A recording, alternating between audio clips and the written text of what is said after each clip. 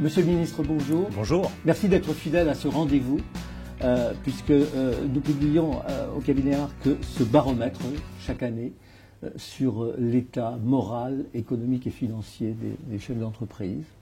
L'année 2020, c'est pas à vous que je l'apprendrai, a été quand même, est encore aujourd'hui très agitée. Ce baromètre-là révèle une adhésion très forte de la majorité des entreprises au plan de soutien du gouvernement, au plan de relance, à ce qu'il fait, mais révèle aussi une énorme inquiétude sur la situation personnelle des entreprises, individuelles des entreprises, notamment la situation financière, avec un point d'orgue notamment sur les délais de paiement, ce qui nous occupe directement. Alors moi, ce que je voulais savoir, c'est un peu votre lecture que vous faites de ces résultats globaux. Je pense que vous devez être satisfait de l'adhésion globale des chefs d'entreprise au plan de soutien, mais qu'est-ce que vous allez leur dire aux entreprises pour calmer un peu leur inquiétude et puis ramener la confiance dont on a besoin? Alors, d'abord, oui, moi je me félicite des résultats sur l'approbation très large des mesures de soutien que nous avons débloquées depuis mars dernier. Le prêt garanti par l'État, le chômage partiel, les exonérations de charges, le fonds de solidarité pour les TPE et pour les PME maintenant, puisque ça va jusqu'à 50 salariés. Tout ça est plébiscité. Donc ça fait plaisir parce que nous sommes au service des entreprises, au service des entrepreneurs, et c'est toujours rassurant de voir que nous avons répondu à leurs attentes et que nous leur permettons, dans une situation qui est extraordinairement difficile, de voir l'avenir avec un tout petit peu plus de confiance. Ensuite, il y a un point noir, qui est d'ailleurs une spécialité française, une triste spécialité française. Ce sont les délais de paiement. Alors, je n'ai pas voulu changer la législation en pleine crise, parce que c'est compliqué, ça aurait créé beaucoup d'incertitudes pour les entreprises, mais il faut que nous progressions aussi bien pour les entreprises privées que pour les entreprises publiques. Alors, sur les entreprises publiques, il y a une amélioration dans le secteur public de manière générale, avec 2 jours de délai de paiement en moins. Ça va dans la bonne direction, ce n'est pas suffisant. Et donc, nous allons renforcer les exigences vis-à-vis des administrations pour qu'elles respectent leur délai de paiement. Sur les entreprises privées, je vais continuer dans la même voie, c'est-à-dire réunir secteur par secteur les grandes entreprises donneuses d'ordre pour leur dire, écoutez, on a une vraie divergence d'appréciation, vous nous dites qu'il n'y a pas de problème, et puis les PME, les sous-traitants de premier rang, de deuxième rang, de troisième rang nous disent qu'il y a d'énormes problèmes. Où est la vérité ? Donc s'il faut mettre en place à chaque fois des médiateurs pour avoir des chiffres objectifs, nous le ferons. J'ai décidé de le faire, par exemple, dans le secteur aéronautique, sur lequel les donneurs d'ordre me disent il n'y a pas de problème, et beaucoup de PME nous disent il y a encore des problèmes. Et comme le secteur aéronautique est un de ceux qui est le plus touché par la crise, très violemment touché par la crise, que c'est un secteur essentiel pour l'industrie française, essentiel en matière de technologie, essentiel en matière d'emploi, je pense qu'il est vital d'abord de faire un diagnostic qui puisse être un diagnostic lucide, transparent, et puis ensuite d'engager des entreprises donneuses d'ordre pour qu'elles fassent les efforts nécessaires. Alors, cette situation est relativement grave, notamment pour les PME, parce que vous n'avez pas été sans noter que dans le baromètre, vous avez plus de la moitié des PME qui refusent aujourd'hui de répondre aux appels d'offres du secteur public, par exemple, parce qu'elles ont peur de ne pas être payées. C'est totalement intolérable. Et c'est bien pour ça que je me réjouis qu'il y ait eu des progrès, 2 jours de délai de paiement en moins, mais je dis ils sont insuffisants. Donc nous allons, notamment avec la Direction générale de la consommation et de la répression des fraudes, avec tous les services de l'État, passer les instructions nécessaires pour qu'on améliore encore les délais de paiement de la puissance publique, pour que des PME ne nous disent pas, comme je le vois dans votre rapport qui est remarquablement fait de ce point de vue-là, PME qui disent nous on ne veut pas souscrire à des appels d'offres publics parce qu'on ne sera pas payé en temps et en heure. Ce n'est pas acceptable. Mais ça veut dire par exemple que les efforts qui ont été faits pour la dématérialisation des factures, pour le name and shame, ne sont pas suffisants. Ça veut dire qu'on va dans la bonne direction, mais que ça n'est pas suffisant. Et c'est d'autant plus important que nous avons devant nous des appels d'offres publics et qui vont se chiffrer en milliards d'euros avec la relance. Tous les appels d'offres sur la rénovation énergétique des bâtiments, ils doivent bénéficier à des PME, à des TPE, du bâtiment et des travaux publics françaises. Donc Donc il faut qu'elles puissent soumissionner à ces appels d'offres, être intéressées pour la rénovation d'un bâtiment public. Il y a 2,7 milliards d'euros qui vont être consacrés à la rénovation thermique des bâtiments publics de l'État. Et je ne parle que des bâtiments publics de l'État.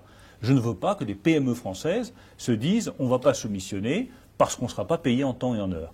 L'argent est là, il est disponible, elles doivent être payées en temps et en heure. Alors ce qui est intéressant, c'est qu'on remarque qu'il y a une appétence assez forte, 85% des entreprises, qui plébisciteraient finalement la création d'une notation délai de paiement de la part de leurs clients. Qu'est-ce que vous pensez de cela? Moi, je suis favorable à cette notation. Je pense que c'est une bonne idée dans les critères qu'on peut imposer à des entreprises, des critères de transparence vers lesquels nous devons aller, de dire, bah, tiens, il y aura effectivement une notation des entreprises sur le respect des délais de paiement. C'est un critère qui est objectif, qui est transparent, qui permet d'informer les PME, d'informer les sous-traitants, et qui peut être valorisant aussi pour une entreprise qui fait les efforts de payer en temps et en heure ses sous-traitants. Qui pourrait être sous la, non pas la loi de tutelle, mais sous la régulation des commissaires aux comptes, par exemple? Par exemple, enfin tout ça doit être encore creusé, travaillé. Il faut le faire dès que la période sera un peu plus calme, c'est-à-dire que nous aurons un peu plus de visibilité économique, mais sur le principe, j'y suis favorable. Pour en revenir à l'incertitude globale sur la situation économique des entreprises, qu'est-ce que vous pensez faire pour calmer ou pour rendre finalement le moral aux chefs d'entreprise qui sont absolument terrorisés par la deuxième vague de l'épidémie qui arrive aujourd'hui et qui considèrent par exemple que votre plan de relance qui dépasse aujourd'hui les 100 milliards ne sera peut-être pas suffisant, ne sera sans doute pas suffisant. Alors, essayons déjà de les dépenser bien et on verra si c'est suffisant ou non. Ce que je veux leur dire pour les rassurer, c'est que d'abord, nous serons toujours présents auprès des entreprises les plus en difficulté. C'est très différent secteur par secteur, la situation économique. Vous avez des secteurs qui prennent la crise de plein fouet. Et je suis vraiment, mais de tout cœur, avec ces entrepreneurs qui prennent aujourd'hui la crise de plein fouet, qu'on aide de notre mieux possible. Mais c'est jamais aussi satisfaisant qu'une situation économique qui est porteuse. Je pense aux restaurateurs, je pense aux bars, je pense aux hôtels, je pense aux acteurs de l'événementiel. Aujourd'hui, vous n'avez personne qui commande un grand événement, donc les acteurs de l'événementiel, ils n'ont aucune perspective. Et derrière, c'est les graphistes, c'est les fleuristes, c'est les photographes, c'est toute une chaîne de production qui est sinistrée. Je pense aux salles de sport. Vous avez créé vos salles de sport. Aujourd'hui, c'était très attractif d'aller dans des salles de sport. Elles sont fermées pour cause de Covid. Donc, tout ça, c'est extraordinairement difficile à vivre. Donc, nous serons aux côtés des entreprises les plus fragilisées. Mais j'ai aussi une autre responsabilité, c'est d'anticiper le retour de la croissance. C'est le moment où le pays va se redresser. C'est maintenant qu'il faut investir. Et c'est pour ça que nous dégageons les moyens du plan de relance. C'est maintenant qu'une entreprise industrielle qui n'est pas digitalisée doit se digitaliser. C'est maintenant qu'une PME qui n'est pas robotisée doit se robotiser. C'est maintenant qu'une entreprise qui n'a pas fait sa rénovation énergétique doit faire sa rénovation énergétique parce qu'il y a de l'argent public pour l'aider. Et ce qui me fait plaisir, ce qui me rassure, et c'est le message d'optimisme que je veux passer aux entrepreneurs, c'est que les dispositifs que nous mettons en place, non seulement ils sont plébiscités, mais ils sont utilisés par les entrepreneurs. Nous avons mis en place des aides d'État directes pour la relocalisation industrielle. C'est-à-dire qu'une PME de Maine-et-Loire, par exemple, qui décide d'investir 1 million ou 2 millions pour avoir une nouvelle chaîne de production en France plutôt qu'en Europe de l'Est ou en Asie, on va l'aider financièrement. On va lui apporter, sur 2 millions d'euros d'aide, on va lui apporter 500 000 euros d'aide. Aujourd'hui, nous avons eu des milliers de projets qui ont été déposés. Donc il y a une vraie demande. J'avais prévu 500 millions d'euros pour 2020 sur ces projets de relocalisation industrielle. Ils vont être intégralement dépensés. Je vais être obligé d'utiliser l'enveloppe de 2021 pour répondre à la demande.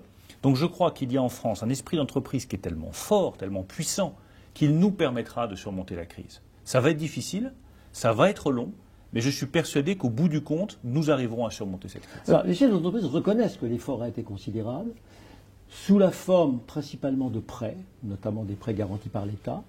Mais leur inquiétude aujourd'hui, c'est de savoir comment ils vont le rembourser. Dans 6 mois, dans 5 ans, comment ça va se passer, ça? Là aussi, la situation est très différente. Déjà, première chose, ils vont pouvoir souscrire à de nouveaux prêts garantis par l'État, s'ils n'ont pas épuisé l'enveloppe, qui est 25% du chiffre d'affaires.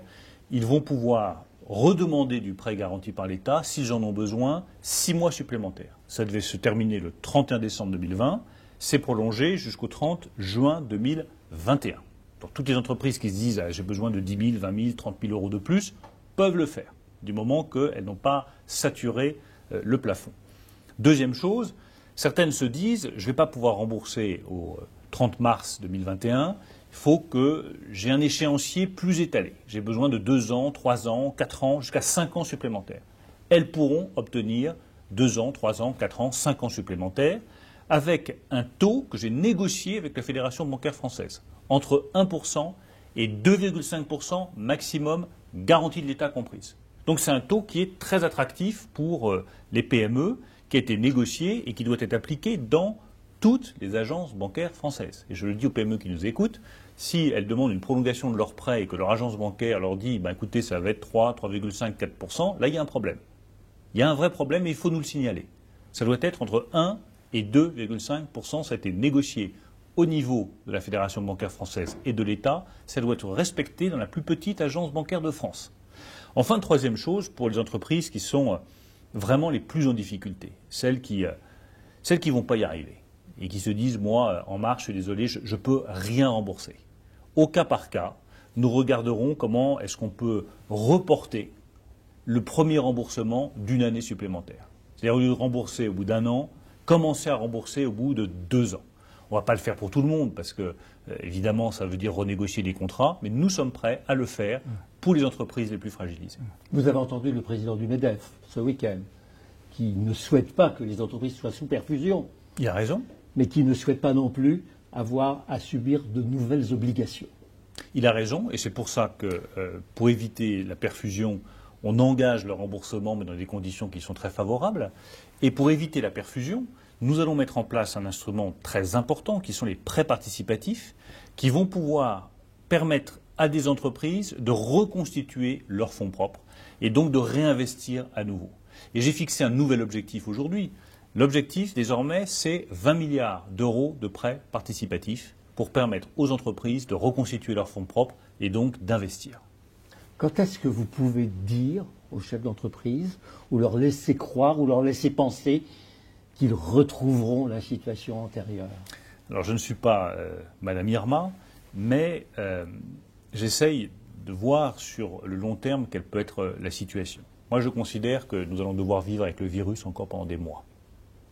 Et nous avions anticipé cette deuxième vague, puisque j'avais provisionné beaucoup d'argent. Quand j'ai mis le fonds de solidarité, on m'avait dit vous n'avez qu'à mettre 6-7 milliards. J'ai dit non, on va mettre 9 milliards parce que à l'automne, il risque d'y avoir une deuxième vague du coronavirus. On aura besoin de recharger le fonds de solidarité. On sera bien content d'avoir ces milliards-là. Nous les avons, donc on peut être tranquille du point de vue financier. Simplement, admettons que nous devrons conjuguer le travail, la vie économique et la circulation du virus pendant encore de nombreux mois. Ça ne va pas s'arrêter dans 3 semaines. Ce serait mentir aux entrepreneurs que de le dire. Donc nous devons conjuguer vie professionnelle, vie au travail et circulation du virus en nous protégeant mais en maintenant l'activité économique. Et j'ai bon espoir qu'en 2021, on verra l'activité économique commencer à redémarrer de manière plus forte. Et mon objectif, c'est qu'en 2022, dans l'année 2022, et je reste prudent, parce que c'est un objectif qui est très ambitieux, nous ayons retrouvé le niveau de développement économique de 2019. Donc je me donne 2 ans, mais 2 années pleines, soyons clairs, pour retrouver ce niveau de développement économique de 2019. Rendez-vous dans 2 ans pour le baromètre. Rendez-vous dans 2 ans. Merci beaucoup. Merci à vous.